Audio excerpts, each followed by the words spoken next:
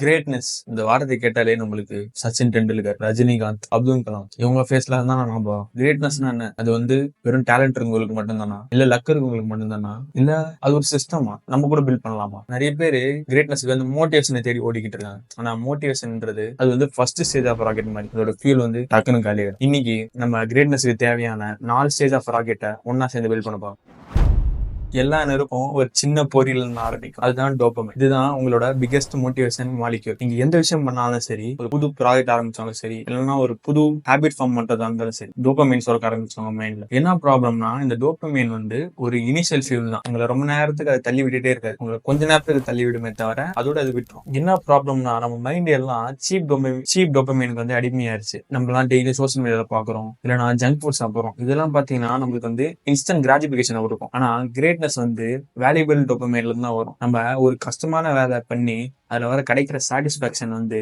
இந்த சீப் டோபமைனை குறைச்சி நம்ம அந்த வேல்யூபிளான டோபமைனை தேட வைக்கணும். இந்த டோபமைன் நம்மளை விட்டு போனதுக்கு அப்புறமே அந்த விஷயத்தை நம்ம எல்லாம் கைவிட்டுரும். இதை நான் கூட நிறைய டைம் பண்ணிருக்கேன். ஆனா இங்கதான் நம்ம ராக்கெட்டோட செகண்ட் ஸ்டேஜே வருது. இந்த ஸ்டேஜ்ல தான் நம்ம ராக்கெட்டோட இன்ஜின் வருது. இன்ஜின் நேம் தான் கிரிட்.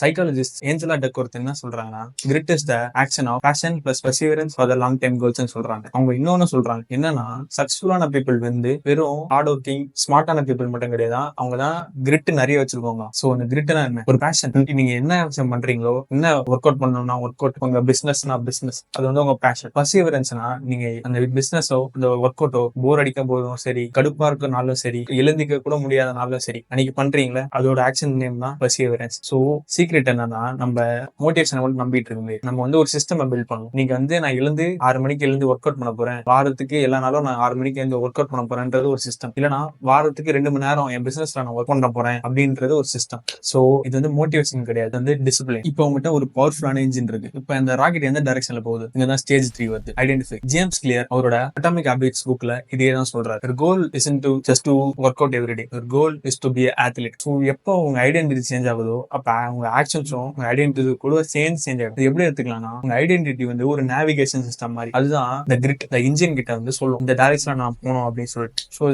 எப்படி சிம்பிளா சொல்லணும்னா, நீங்க டெய்லியும் நான் ஒர்க் அவுட் பண்றேன் அப்படின்னு சொல்லாதீங்க, நான் ஒரு ஆத்லீட்டா இருக்கேன் அப்படின்னு நீங்களே நம்புங்க. ஸோ ஆட்டோமேட்டிக்கா உங்க ஐடென்டிட்டி உங்க ஆக்ஷன்ஸை சேஞ்ச் பண்ணிடும். இப்ப நீங்களே உங்களை ஒரு ஆத்லீட்டா நம்புறீங்கன்னா, ஆத்லீட் டெய்லி லேட்டா தூங்குவாரா? ஆத்லீட் டெய்லியும் ஜங்க் ஃபுட் சாப்பிடுவாரா? ஆத்லீட் டெய்லியும் ஒர்க் அவுட் பண்ணாம இருப்பாரா? ஸோ ஆட்டோமேட்டிக்கா you are not just doing something, you are being someone else. So ஃபைனலா நம்ம ராக்கெட்டுக்கு ஒரு டெஸ்டினேஷன் தேவைப்படுது. ஸோ கிரேட்னஸோட டெஸ்டினேஷன் நிறைய காசு, நிறைய பணம், நிறைய புகழ், இவ்வளவுதானா?